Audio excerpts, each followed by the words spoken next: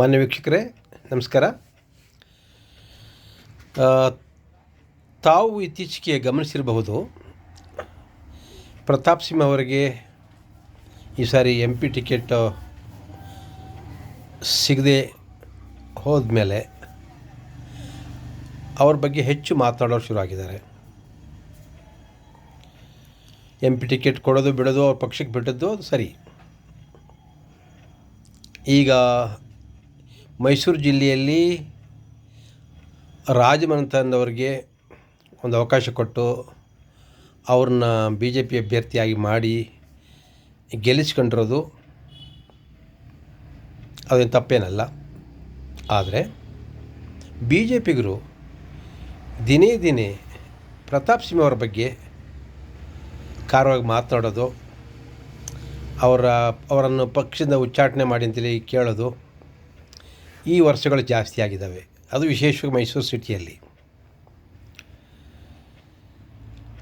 10 ವರ್ಷಗಳ ಕಾಲ ಪ್ರತಾಪ್ ಸಿಂಹ ಅವರನ್ನು ನಾವು ನೋಡಿದ್ದೇವೆ. ಅವರೊಬ್ಬರು ಪತ್ರಕರ್ತರಾಗಿ ಮಾಡಿರೋ ಕೆಲಸಗಳು ನನಗೆ ಗೊತ್ತಿಲ್ಲದೆ ಇದ್ರೂ ಕೇಳಿ ತಿಳ್ಕೊಂಡಿದ್ದೀನಿ. ಆದರೆ ಅವರು MP ಆಗಿ ಈ ಕೊಡಗು ಮತ್ತು ಮೈಸೂರು ಕ್ಷೇತ್ರದಲ್ಲಿ ಮತ್ತು ಮೈಸೂರು ಬೆಂಗಳೂರಿನ ರಸ್ತೆಯ ವಿಚಾರದಲ್ಲಿ ಮಾಡಿರುವಂಥ ಕೆಲಸಗಳು ಮೆಚ್ಚುವಂಥವೆ. ಅವರು ಒಂದು ಆಫೀಸ್ನ ನಿರ್ವಹಣೆ ಮಾಡ್ತಿದ್ದ ರೀತಿ ಇತ್ತಲ್ಲ, ಅದು ಸಾರ್ವಜನಿಕರಿಗೆ ಮೆಚ್ಚುಗೆಗೆ ಪಾತ್ರವಾಗಿತ್ತು. ಒಂದು ಪತ್ರ ಅಲ್ಲಿಗೆ ಹೋದರೆ ಅದೆಲ್ಲಿಗೆ ತಲುಪಿಸ್ಬೇಕು ಅಲ್ಲಿಗೆ ಅವ್ರ ಕಚೇರಿಯಲ್ಲಿ ತಲುಪಿಸ್ತಾಯಿದ್ರು. ಯಾರಿಗೆ ಫೋನ್ ಮಾಡಿ ಹೇಳಬೇಕು ಅದು ಹೇಳ್ತಾಯಿದ್ರು. ಯಾವ ಕಾಗದ ಕೂಡ ಅನ್ಅಟೆಂಡೆಡ್ ಆಗಿ ಉಳಿತಿರಲಿಲ್ಲ. ಅಂದರೆ ಪ್ರತಿಯೊಂದು ಕಾಗದ ಕೂಡ ಅವರು ಗೌರವ ಕೊಟ್ಟು ಮಾಡ್ತಿದ್ರು. ನನಗೆ HD ದೇವೇಗೌಡರ ಹತ್ತಿರದಿಂದ ನೋಡಿದ್ದೀನಿ. ಅವರು ತನ್ನ ಒಂದು ಊರಿನ ತನ್ನ ಕ್ಷೇತ್ರದ ಒಂದು ಜನರಿಂದ ಕಾಗದ ಬಂದರೆ, ಪತ್ರ ಬಂದರೆ, ಸಮಸ್ಯೆ ಬಂದರೆ ಒಂದು ಫೈಲ್ಗೆ ಹಾಕಿಡ್ತಿದ್ರು. ಆ ಊರಿಗಾಗಿ ಒಂದು ಫೈಲ್ ಇಡ್ತಿದ್ರು. ಅದ್ರ ಬಗ್ಗೆ ಫಾಲೋ ಅಪ್ ಮಾಡಿ ಅದನ್ನು ತಿಳಿಸ್ತಾಯಿದ್ರು. ಇದೇ ಒಂದು ವಿಧಾನವನ್ನು ನಮ್ಮ ಹುಣಸೂರಿನ ಪಾಪಣ್ಣವರು ಕೂಡ MLA ಆಗಿದ್ದಾಗ ಅನುಸರಿಸ್ತಾಯಿದ್ರು. ಅಂದರೆ ಒಬ್ಬ ಜನಪ್ರತಿನಿಧಿ ಜನರ ಸಮಸ್ಯೆಗಳನ್ನು ಆಲಿಸಿ, ಅವರ ಸಮಸ್ಯೆಗಳಿಗೆ ಬಂದಂಥ ಕಾಗದ ಪತ್ರಗಳನ್ನು ಗಮನಿಸಿ, ಸಂಬಂಧಪಟ್ಟ ಇಲಾಖೆಗೆ ಅದನ್ನು ಕಳಿಸಿ ಅದನ್ನು ಕೆಲಸ ಆಗೋಂಗೆ ನೋಡ್ಕೊಳ್ಳೋದಿದೆಯಲ್ಲ, ಅದು ಒಂದು ಅವರ ಜಾಣ್ಮೆ ಮತ್ತು ಅವರ ಬಹುಮುಖ್ಯವಾದ ಕರ್ತವ್ಯ ಕೂಡ. ಇಂಥ ಕಾರ್ಯದಲ್ಲಿ ಪ್ರತಾಪ್ ಸಿಂಹ ಅವರು ತುಂಬ ಮೇಲುಗೈ, ತುಂಬ ಚೆನ್ನಾಗಿ ಅವರು ಕಚೇರಿನ 10 ವರ್ಷಗಳ ಕಾಲ ನಿರ್ವಹಿಸಿದ್ದಾರೆ. ಸೊ ಇಂಥವ್ರ ಬಗ್ಗೆ ಪತ್ರಿಕೆಗಳಲ್ಲಿ ಹೇಳಿಕೆ ಕೊಡೋದು ಅಥವಾ ಅವ್ರನ್ನ ಪಕ್ಷದಿಂದ ಉಚ್ಚಾಟನೆ ಮಾಡಿ ಅಂತ ಅನ್ನೋದು, ಅವರು ಸಾರ್ವಜನಿಕರಿಗೆ ಹೇಳಲಿ ಇವರು BJPಯವರು ಏನು ಪಕ್ಷದಲ್ಲಿ ಹೇಗೆ ಇವರು ತಪ್ಪಾಗಿ ನಡ್ಕೊಳ್ತಾ ಇದ್ದಾರೆ, ಏನು ಪಕ್ಷಕ್ಕೆ ದ್ರೋಹ ಮಾಡಿದ್ದಾರೆ, ಇದನ್ನು ಹೇಳಲಿ. ಯಾಕೆಂದರೆ ಒಬ್ಬ ಒಳ್ಳೆಯ ವ್ಯಕ್ತಿಗೆ, ಒಬ್ಬ ಕೆಲಸಗಾರನಿಗೆ ಇನ್ನೂ ಕೆಲಸ ಹಚ್ಚಿ ಬೆಳೆಸ್ಕೋಬೇಕೇ ಹೊರತು ಅವ್ರನ್ನ ಕಾಲಿಡಿದೆಳೆದು ಅವ್ರನ್ನ ಸಾರ್ವಜನಿಕವಾಗಿ ಪಕ್ಷದಿಂದ ಹೊರಗೆ ಹಾಕಿ ಅಂತ ಹೇಳೋದು ಸರಿಯಲ್ಲ. 10 ವರ್ಷ ದುಡಿದೋರಂಥ ವ್ಯಕ್ತಿಗೆ ಪಕ್ಷದಿಂದ ಹೊರಗೆ ಹಾಕಿ ಅಂತ ಅಂದರೆ ನೀವು ಮತ್ತೆ ಎಂಥವ್ರನ್ನ ಇಟ್ಕೊಳ್ತೀರಿ ಪಕ್ಷದಲ್ಲಿ? ಕೆಲಸ ಮಾಡೋರು ಬೇಡವಾ ನಿಮಗೆ? ನೋಡಿ, ಅವರು ಮೈಸೂರು ಕೊಡಗು ಜಿಲ್ಲೆಯ ಸಂಸದರಾಗಿದ್ದಾಗ ಹೆಚ್ಚು ಕಡಿಮೆ ಅವರು ಮರ್ಕ್ಯುರಿ ಅಂತ ಓಡಾಡ್ತಿದ್ರು, ಎಲ್ಲ ಕಾರ್ಯಕ್ರಮಕ್ಕೆ ಬರ್ತಿದ್ರು. ಪ್ರತಾಪ್ ಸಿಂಹ ಅವ್ರದ್ದು ಒಂದು ವಿಶೇಷ ಒಂದು ಸಮಸ್ಯೆ ಏನಪ್ಪ ಅಂತ ಅಂದರೆ, ಅವರು ತುಂಬ ಹಿಂದುತ್ವವಾದಿ ಅನ್ನೋ ಪ್ರೊಜೆಕ್ಷನ್ ಕೊಟ್ಕೊಂಡ್ರು. ಜನಪ್ರತಿನಿಧಿಯಾಗಿ ನಾನು ತುಂಬ ಹಿಂದುತ್ವವಾದಿ ಅಂತ ಹೇಳ್ಕೊಳ್ಳೋ ಅಗತ್ಯ ಇಲ್ಲ, ಆದರೆ ಅವರು ನನ್ನ ಕರ್ತವ್ಯ, ನನ್ನ ಹಕ್ಕು ಕೂಡ ಅಂತ ಹೇಳಿ ಭಾವಿಸಿದ್ರೆ ಹಂಗೆ ನಡ್ಕೊಳ್ತಾ ಇದ್ರು. ಸೊ ಅದೊಂದು ಬಿಟ್ಟರೆ ಅವರು ದುಡ್ಡು ಹೊಡೆಯೋದಾಗಲಿ, ಸಾರ್ವಜನಿಕರಿಗೆ ತೊಂದರೆ ಕೊಡೋದಾಗಲಿ, ಅಥವಾ ರಾಜಕೀಯದಲ್ಲಿ ಇಟ್ಕೊಂಡು ದುಡ್ಡು ವ್ಯವಹಾರಗಳನ್ನ ಮಾಡೋದಾಗಲಿ, ಈ ಥರದ, ಅಥವಾ ಸಾರ್ವಜನಿಕ ಆಸ್ತಿನ ಲಪಟಾಯಿಸೋದಾಗಲಿ, ಈ ಥರ ಇಲಾಖೆಯ ಅಧಿಕಾರಿಗಳಿಗೆ ಇಷ್ಟು ತಂದ್ಕೊಡಿ ಅಂತ ಹೇಳೋದಾಗಲಿ ನಮಗೆ ಗೊತ್ತಿರೋ ಹಂಗೆ ಇಲ್ಲ. ಆ ಥರದ್ದು ಏನೋ ನಡವಳಿಕೆ ಇಳಿದ್ರೆ ಸಾರ್ವಜನಿಕ ನಾವು ಹೇಳಿ ದಯಮಾಡಿ.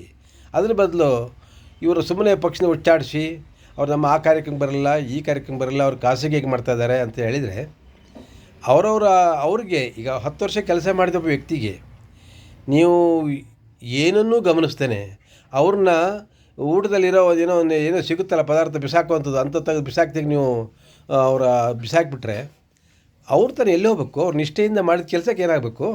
ಸೊ ಅದರಿಂದ ನಾನು ಬಿ ಜೆ ಪಿ ಸ್ನೇಹಿತರಲ್ಲಿ ಕೇಳ್ಕೊಳ್ಳೋದೇನು ಅಂತಂದರೆ, ಮೈಸೂರು ಜಿಲ್ಲೆಯಲ್ಲಿ ಬಿ ಜೆ ಪಿಗೆ ಅವರೇನು ಮೋಸ ಮಾಡಿದ್ದಾರೆ, ಯಾಕೆ ಅವ್ರನ್ನ ಪಕ್ಷದ ಹೊರಗೆ ಹಾಕಬೇಕು, ಅವರು ಮಾಡಿರೋದಾದ್ರು ಏನು, ಅವರು ಸಂಸದರಾಗಿದ್ದ 10 ವರ್ಷದಲ್ಲಿ ಏನು ತಪ್ಪು ಮಾಡಿದ್ದಾರೆ, ಸಾರ್ವಜನಿಕ ಜೀವನದಲ್ಲಿ ಏನಾದ್ರು ತಪ್ಪು ಮಾಡಿದ್ದಾರಾ, ಇವನ್ನ ತಾವು ಸಾರ್ವಜನಿಕರಿಗೆ ಹೇಳಿದರೆ ಚರ್ಚೆಗೊಳಗಾಗಲಿ. ಅದು ಬಿಟ್ಬಿಟ್ಟು ಅವರು ಸುಮ್ಮನೆ ನೀವು ಹೊರಗೆ ಹಾಕಿ ಅವ್ರನ್ನ ಪಕ್ಷ ತೆಗೆದಾಕಿ ಅಂತ ಅಂದರೆ ಅವ್ರ ಬಗ್ಗೆ ಒಂದಷ್ಟು ಒಳ್ಳೆಯ ಅಭಿಪ್ರಾಯ ಇದೆ, ಅದನ್ನು ಕೂಡ ತಾವು ಗಮನಿಸಬೇಕು. ಯಾರು ದೂರ್ತಾ ಇದ್ದೀರಿ, ನಿಮ್ಮ ಬಗ್ಗೆ ಅಷ್ಟೊಂದು ಒಳ್ಳೆಯ ಅಭಿಪ್ರಾಯ ಅಷ್ಟೊಂದು ಬಂದಿಲ್ಲ ಸಾರ್ವಜನಿಕವಾಗಿ. ನೀವು ಯಾರು ಅಂತಲೇ ಭಾಳ ಜನಕ್ಕೆ ಗೊತ್ತಿಲ್ಲ, ಆ ಪರಿಸ್ಥಿತಿನೂ ಇದೆ. ಪಕ್ಷದೊಳಗಡೆ ಚೆನ್ನಾಗಿ ಗೊತ್ತಿರ್ಬೋದು, ಆದರೆ ಸಾರ್ವಜನಿಕ ಜೀವನದಲ್ಲಿ ನೀವು ಎಷ್ಟು ದೊಡ್ಡ ವ್ಯಕ್ತಿಗಳು, ನೀವು ಸಮಾಜಕ್ಕೆ ಏನು ಮಾಡಿದ್ರಿ ಅಂತೇಳಿ ಯಾರಾದರೂ ಅವಲೋಕನ ಮಾಡಿದರೆ ನಿಮ್ಮ ಹೆಸರಲ್ಲಿ ಬರೋದಿಲ್ಲ ಅಲ್ಲಿ. ಸೊ ಆದ್ದರಿಂದ ಅವರಿಗೆ ಹೆಚ್ಚು ಕಡೆ ನಮಗೆ ಅನಿಸಿರೋ ಮಟ್ಟಿಗೆ ಒಬ್ಬ ಒಳ್ಳೆಯ ಜನಪ್ರತಿನಿಧಿಯಾಗಿ ಕೆಲಸ ಮಾಡ್ತಿದ್ದವನಿಗೆ ಪಕ್ಷ ಒಳ ರಾಜಕೀಯದಲ್ಲಿ ಅವರಿಗೆ ಏಟು ಕೊಟ್ಟಿದೆ. ಅದಷ್ಟೇ ಅವರಿಗೆ ಶಿಕ್ಷೆ ಕೊಟ್ಟರೆ ಸಾಕು. ಈಗ ಅವರನ್ನು ಪ್ರೀತಿಯಿಂದ ಕಾಣಿ, ಅವರಿಂದ ಬಿ ಜೆ ಪಿಗೆ ಚೆನ್ನಾಗಿ ದುಡಿಸ್ಕೊಳ್ಳಿ. ಯಾಕೆಂದರೆ 10 ವರ್ಷ ಅವ್ರನ್ನ ಒಂದು ಜನನಾಯಕನಾಗಿ ಮಾಡಲಿಕ್ಕೆ ನಿಮ್ಮ ಪಕ್ಷವೇ ಅವಕಾಶ ಮಾಡಿಕೊಟ್ಟಿದೆ. ದುಡಿಸ್ಕೊಳ್ಳಿ. ಹೊರಗೆ ಹಾಕೋದಕ್ಕಿಂತ ಹೊರಗೆ ಹಾಕಿದ್ರೆ ಎಲ್ಲೋ ಒಂದು ಕಡೆ ಸೇರ್ಕೊತಾರೆ, ಅವ್ರಿಗೇನು ಅನಿವಾರ್ಯ ಏನಿಲ್ಲ, ಯಾವುದೇ ಎಲ್ಲಿ ಬೇಕಾದ್ರೂ ಬಾಳೋ ಶಕ್ತಿ ಅವ್ರಿಗಿದೆ. ಸೊ ಆಗಿರುವಾಗ ಏನೂ ಇಲ್ಲದೇ ಬಂದು ಗೆದ್ದಿರುವಂಥ ವ್ಯಕ್ತಿಗೆ, ಅಷ್ಟು ಹೆಸರು ಮಾಡಿರೋ ವ್ಯಕ್ತಿಗೆ ಅವನಿಗೆ ಎಲ್ಲೆಲ್ಲಿ ಹೋಗಿ ಭಾಳಕ್ಕೆ ಶಕ್ತಿ ಇಲ್ವಾ, ಇರುತ್ತೆ. ಅದರಿಂದ ಅವನ್ನ ಕಳ್ಕೊಳ್ಳೋಕೆ ಹೋಗಬೇಡಿ. ಅವ್ರನ್ನ ನೀವು ಅವ್ರ ಭಾವನೆಗಳು ಗೌರವಿಸ್ತಾ, ಅವರಲ್ಲಿ ಇರೋ ತಪ್ಪುಗಳು ತಾವು ತಿದ್ತಾ, ಅವರು ಒಂದು ಒಳ್ಳೆಯ ಕಾರ್ಯಕರ್ತನಾಗಿ ಶಕ್ತಿವಂತನಾಗಿ ಇಟ್ಕೊಳ್ಳಿ. ನಮ್ಮ ಭಾರತಕ್ಕೂ ಒಳ್ಳೆಯದು, ನಮ್ಮ ಸಮಾಜಕ್ಕೂ ಒಳ್ಳೆಯದು. ಅದು ಬಿಟ್ಬಿಟ್ಟು ಅವ್ರನ್ನ ಸ್ವಲ್ಪ ಈ ಥರ ಅವಹೇಳನ ಮಾಡೋದು ಸರಿ ಕಾಣೋದಿಲ್ಲ. ನನ್ನ ಕಣ್ಣಿನ ಮಟ್ಟಿಗೆ ಅವರು ಬಹಳ ಶಿಸ್ತಿಂದ ಅವ್ರ ಕೆಲಸಗಳನ್ನ ಮಾಡಿದ್ದಾರೆ. ಅದನ್ನ ಅದರ ಕೆಲಸ ಕಾರ್ಯಗಳ ಮೆಚ್ಚುಗೆ ಆಗಿದೆ. ಇದು ನಾವು ಸಾರ್ವಜನಿಕರಿಗೆ ಹೇಳಲೇಬೇಕು. ಯಾಕೆಂತಂದರೆ ನಮಗೇನು ಯಾವ ಇದೇನಿಲ್ಲ,